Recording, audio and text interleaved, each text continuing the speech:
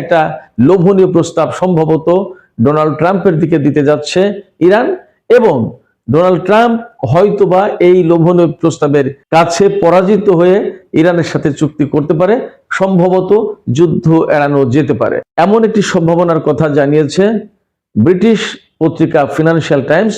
পত্রিকাটি একটি বিশেষ সূত্রের বরাত দিয়ে এই তথ্য জানিয়েছে। সুপ্রিয় দর্শক, আসসালামু আলাইকুম, আপনাদের সবাইকে স্বাগত জানাচ্ছি এখনকার আলোচনায়। আপনাদের সঙ্গে আছি আমি সিরাজুল ইসলাম।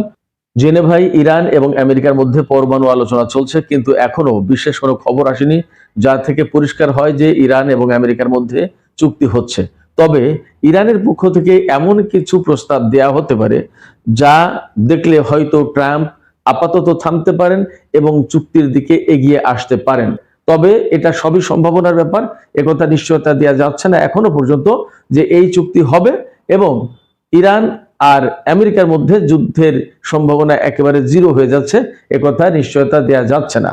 তবে এইটুকু বলা যায় যে কি কি বিষয় নিয়ে আলোচনা হতে যাচ্ছে, কি কি লোভনীয় প্রস্তাব ইরান দিতে যাচ্ছে, যার কারণে বশীভূত হয়ে মার্কিন প্রেসিডেন্ট ডোনাল্ড ট্রাম্প নরম হবে এবং ইরানের সাথে একটা চুক্তি করতে পারে এবং এত এত সামরিক সরঞ্জাম, জাহাজ, রণতরী, বিমান, সেনা এত এত জমা করার পরে চুক্তি করে এগুলোকে আবার সব নিজের দিকে ফিরিয়ে নিয়ে যাবে।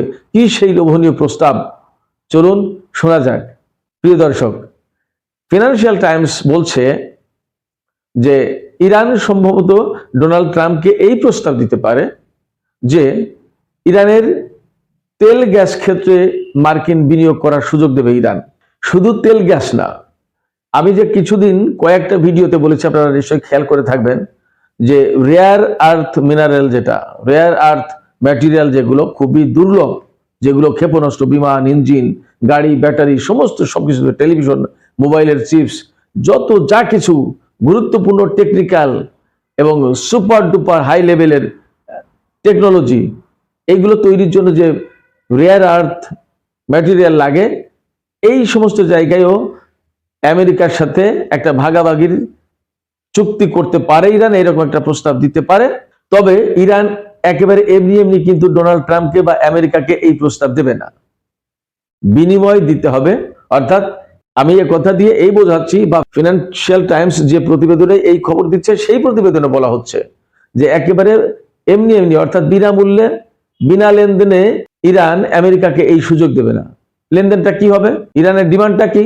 ইরানের ডিমান্ড হচ্ছে যে ইরান আমেরিকাকে এই সমস্ত সুযোগ সুবিধা দেবে, অর্থাৎ তার খনিজ সম্পদে, তার তেল গ্যাস খাতে হয়তো বিনিয়োগের সুযোগ দিতে পারে, কিন্তু তার বিনিময়ে ইরানের উপর থেকে আমেরিকার পুরোপুরি নিষেধাজ্ঞা প্রত্যাহার করতে হবে। এটা হচ্ছে ফাইন্যান্সিয়াল টাইমসের প্রতিবেদনের মোটামুটি একটা জিস্ট, সারমর্ম আপনাদের সামনে তুলে ধরলাম।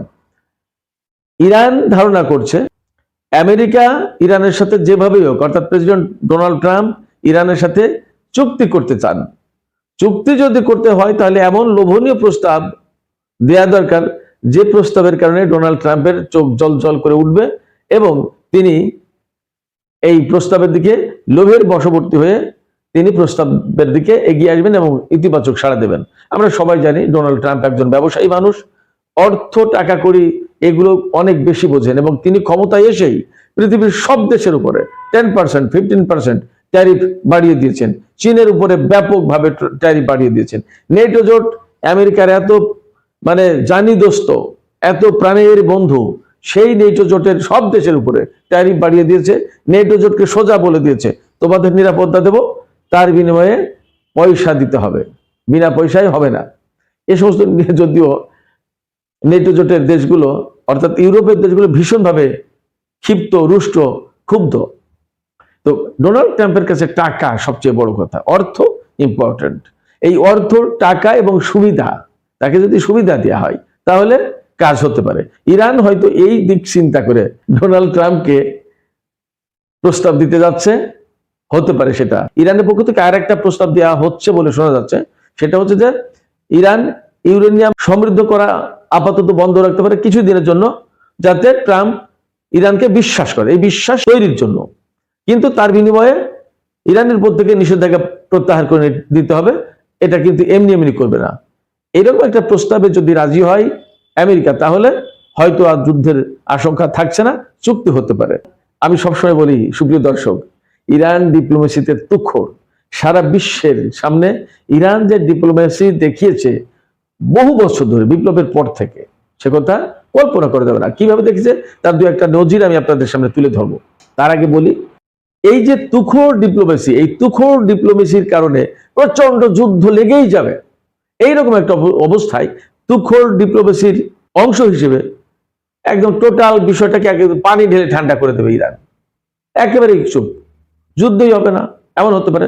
যুদ্ধের জন্য যদিও ইরান একদম কমপ্লিট প্রস্তুতি নিয়ে রেখেছে, তাদের প্রিপারেশন একদম অল ডান, কিন্তু যুদ্ধ না করে যদি মোটামুটি একটা পর্যায়ে গিয়ে এড়ানো যায় যুদ্ধটা, সেটাই তো ভালো। দুই দেশের প্রাণহানি হবে, বেসামরিক লোকজনের জীবন যাবে, ব্যাপক ক্ষয়ক্ষতি হবে সব পক্ষে।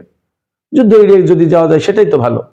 এই চিন্তা থেকে হয়তোবা ডোনাল্ড ট্রাম্পকে ওই লোভনীয় প্রস্তাব দিতে যাচ্ছে ইরান। আশা করছে আপাতত যদি ডোনাল্ড ট্রাম্পকে থামানো যায়, এবং তাদের তো একটা লক্ষ্য আছে। আমি সবসময় বলি, ইরান একটা ধাপে ধাপে আগাতে চাই।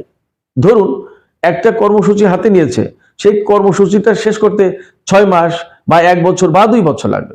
এর ভিতরে যদি আমেরিকার সাথে যুদ্ধে জড়িয়ে যায়, ইসরায়েলের সাথে যুদ্ধে জড়িয়ে যায়, বা কোনো ঝামেলা তৈরি হয়, তাহলে ওই কাজগুলো করতে তার সময় লাগবে, তার কাজগুলো নষ্ট হয়ে যাবে। সেক্ষেত্রে দরকারটা কি? আপাতত কুল ডাউন করে ইরান তার নিজের স্বার্থটা হাসিল করে নেয়, ইরান তার প্রজেক্টটা, তার প্ল্যানটা বাস্তবায়ন করে নেয়। এইভাবেই তো ইরান টিকে আছে এত বছর ধরে। এবং এই করতে করতে করতে করতে ইরান এখন পরমাণু কর্মসূচি এমন পর্যায়ে নিয়ে গেছে, যা আমেরিকা, ইসরায়েল থেকে শুরু করে তাদের সমস্ত মিত্রদের জন্য প্রচন্ড রকমের মাথা ব্যথার কারণ হয়ে দাঁড়িয়েছে। শুধু তাই না, ইরান এমন ভাবে উন্নতি করেছে, তার শিল্প, তার সাহিত্য, তার সংস্কৃতি, তার ব্যবসা বাণিজ্য, তার কৃষি খাত, তার চিকিৎসা, তার স্বাস্থ্য, সবকিছু এত বেশি উন্নত করেছে, যেটা আসলে আমরা যারা ইরানে না গেছি তারা বুঝবো না। আমি তো ইরানে থেকেছি, আমি দেখেছি। এত এত নিষেধাজ্ঞা, সেই নিষেধাজ্ঞাকে অ্যাভয়েড করে, এড়িয়ে, বাইপাস করে ইরান ঠিক আছে, এবং খুব শক্তিশালী ভাবে ঠিক আছে। এই ভাগে একটু বলে রাখি সুপ্রিয় দর্শক, কিভাবে ইরান এত এত নিষেধাজ্ঞা, এত চাপ, এত ঝড় ঝঞ্ঝা মোকাবেলা করে টিকে থাকে। এই নিয়ে আমার একটা লেখা বই আছে। এই বইটা আমি আপনাদেরকে বলতে পারি, যদি আপনারা কিনে পড়েন, আমি বিজ্ঞাপন করছি না, বলছি পরামর্শ হিসেবে, যদি পড়েন তাহলে অনেক কিছু ক্লিয়ার হবে ইরান সম্পর্কে। যারা আপনারা ইরানকে ভালোবাসেন, একটা বই মাত্র 300 টাকা দাম। গত বছর লিখেছি বইটা, এবার বই মেলায় আমি দেবো, 2-1 দিনের ভিতরে দিয়ে দেব। তো এই বইটা যদি আপনারা পড়েন, তাহলে ইরানের ইতিহাস, ঐতিহ্য এবং বর্তমান রাজনীতি, বিশেষ করে বিপ্লবের আগে পরের যে ঘটনা পরিক্রমা, এইগুলো আপনারা খুব ভালো করে বুঝতে পারবেন। যদি ইচ্ছা করেন, মাত্র 300 টাকা, এই 300 টাকায় এই বইটা কিনতে পারেন। যা হোক, যে আলোচনা করছিলাম আমি সেই আলোচনায় চলে যাই। তো ইরান এইভাবে ডিপ্লোম্যাটিক্যালি আগাতে আগাতে এই পর্যায়ে শক্তিশালী অবস্থানে এসেছে, এবং যখন প্রচন্ড রকমের চাপ, ইরান তখন এমন একটা কাজ করে বসলো, এমন একটা ডিপ্লোম্যাটিক চাল চেলে দিল, যা দিয়ে সব সিচুয়েশন কুল ডাউন হয়ে যায়, এবং সে ঠিকই তার অভিষ্ট লক্ষ্যে সে এগিয়ে যাবে। দেখেন, এত নিষেধাজ্ঞা, এত শত্রুতা, তার পরেও তার পরমাণু কর্মসূচি, ক্ষেপণাস্ত্র প্রজেক্ট, আপনার জাহাজ, সাবমেরিন, যুদ্ধ জাহাজ, বিমান, ড্রোন, কি না করেছে, তার ক্ষেপণাস্ত্র প্রতিরক্ষা ব্যবস্থা, তার আইআরজিসি, তার বাসিজ। আপনারা কল্পনা করতে পারেন, 90 লাখ বাসিজের সদস্য ইরানের সাথে যুদ্ধ করবে কারা? 90 লাখ। এরা সবাই প্রশিক্ষণ প্রাপ্ত। মোটামুটি বাসিজ হচ্ছে স্বেচ্ছাসেবী সংগঠন, যারা বিপ্লব টিকিয়ে রাখার একটা অভ্যন্তরীণ বাহিনী। এরা যুদ্ধ করতে পারে, সবার যুদ্ধের ট্রেনিং আছে। এদের ভিতরে কেউ অ্যাক্টিভলি সামরিক বাহিনীর সাথে কাজ করে, কেউ ইনঅ্যাক্টিভলি আছে। টোটাল সংখ্যা 90 লাখ। 90 লাখ মানে সরাসরি সামরিক বাহিনীর যে সমস্ত সদস্য 6-7 লাখ, এর বাইরের কথা বললাম। ইরানের সামরিক বাহিনীর তো কোনো অভাব নেই, যুদ্ধে যোগ দেওয়ার মতো লোকের অভাব নেই, এবং এরা সবাই তাদের মতো করে শহীদ হওয়ার জন্য আকাঙ্ক্ষা পোষণ করে। সেক্ষেত্রে তাদের ভয় ডর নেই। যে ব্যক্তির ভয় ডর না থাকে, তাকে যুদ্ধে পরাজিত করা যায় না। এক কঠিন ব্যাপার এটা। তো যে কথা বলছিলাম, আমি আবার সেখানে ফিরে যাই।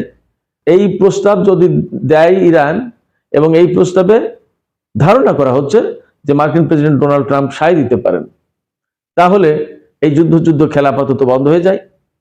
সেক্ষেত্রে একটা দেশ, একটা গোষ্ঠী হয়তো হতাশায় পড়বে, যারা চেয়েছিল প্রচন্ডভাবে যে আমেরিকার সাথে যুদ্ধটা লেগে যাক। আপনারা নিশ্চয়ই বুঝতে পেরেছেন মধ্যপ্রাচ্যের এমন একটা শক্তি আছে যারা চেয়েছিল এটা। মজার ব্যাপার হচ্ছে মার্কিন প্রেসিডেন্ট ডোনাল্ড ট্রাম্পের যে সমস্ত উপদেষ্টা আছে তাদের ভেতরে অনেকেই হোয়াইট হাউসে এই বিষয়ে যুদ্ধের ব্যাপারে তো আলাপ পরামর্শ কয়েকদিন ধরে ব্যাপক হচ্ছে, কিভাবে যুদ্ধটা করা যাবে, করা উচিত হবে কিনা, ক্ষয়ক্ষতির পরিমাণ কি হবে, কোন সময় কোন কৌশলে ইরানের উপর হামলা করা যায়, হামলা করলে ইরান কি জবাব দেবে, তার বিপরীতে আমেরিকা কি করবে, এরকম চলছে না, বিশ্লেষণ হচ্ছে। তো এর ভিতরে কয়েকজন উপদেষ্টা ডোনাল্ড ট্রাম্পকে পরামর্শ দিয়েছেন যে প্রেসিডেন্ট আপনি বলেন ইসরায়েলকে প্রথমে ইরানের উপর হামলা করতে, তারপর আমরা হামলা করব, অর্থাৎ আমেরিকা আগে হামলা করবে না। এর ভিতরে কিন্তু বড় কিছু ইঙ্গিত আছে। সেই ইঙ্গিতের একটাই বিষয় হলো এই যে আমেরিকা আসলে যুদ্ধ করতে চাইছে না। প্রত্যেকটা অঙ্গন থেকে এই তথ্য উঠে এসেছে যে ইরানের সাথে যুদ্ধ শুরু করলে ভয়াবহ ক্ষতির মুখে পড়বে, চরম মূল্য দিতে হবে আমেরিকাকে। এই ভয়ে দীর্ঘদিন এত চেষ্টা প্রচেষ্টার পরেও কিন্তু ইরানের উপর হামলা চালাচ্ছে না। ভয় একটাই যে কতটা ক্ষয়ক্ষতি হবে। এবং অনেকে বলছেন যে, আমি তো 2 দিন আগেই বলেছি যে মার্কিন সেনাপ্রধান অর্থাৎ জয়েন্ট চিফস অফ স্টাফের প্রধান জেনারেল ড্যান কেইন তিনি বলেছেন ইরানের সাথে যুদ্ধে জড়ানোটা হবে ইরানের আমেরিকার জন্য মারাত্মক ক্ষতির কারণ, এবং যে অস্ত্রপাতি তাদের হাতে আছে তা দিয়ে বেশি দিন টিকে থাকা যাবে না ইরানের সাথে। এবং আমেরিকা থেকে উড়ে এসে এখানে যুদ্ধ করাটা ইরানের মতো একটা প্রতিষ্ঠিত শক্তির সাথে করা সম্ভব না। আন্তর্জাতিক যে সামরিক তথ্য উপাত্ত দেয় যে সংস্থাটি, তাদের হিসাব মতে মিলিটারি ফোর্সের ব্যাপারে যে তথ্য উপাত্ত দেয় তাদের হিসাব মতে ইরান বিশ্বের 14 অর্থাৎ 14 নম্বর সামরিক শক্তি। কিন্তু এটা তো তাদের মতো করে, ইরান কি তাদের কাছে সব সামরিক শক্তির কথা বলেছে নাকি?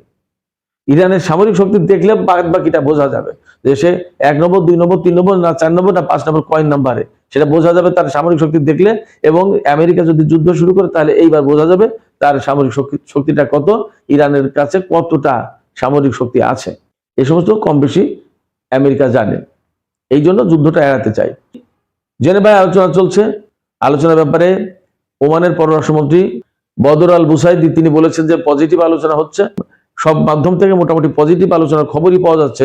যদি পজিটিভ কোনো কিছু বেরিয়ে আসে তাতে আমরা অবাক হব না। দেখা যাক, আমরা হোপ ফর দ্য বেস্ট, আমরা ভালোর জন্য অপেক্ষা করি, দেখা যাক কি হয়। তো সুপ্রিয় দর্শক, আজকের আলোচনা এখানেই শেষ করতে চাই। আপনাদের কি মনে হয় ইরান যে সম্ভাব্য প্রস্তাব দিতে যাচ্ছে, এই প্রস্তাবে কি আমেরিকা এবং ইরানের মধ্যে একটা চুক্তির সম্ভাবনা তৈরি হচ্ছে? কমেন্টে লিখে জানাতে পারেন আপনাদের মতামত এবং বিশ্লেষণ। আর ভিডিও ভালো লাগলে লাইক কমেন্ট শেয়ার করবেন এবং চ্যানেলটি সাবস্ক্রাইব করে সঙ্গেই থাকবেন। আপনাদের সবাইকে অনেক অনেক ধন্যবাদ। আল্লাহ হাফেজ।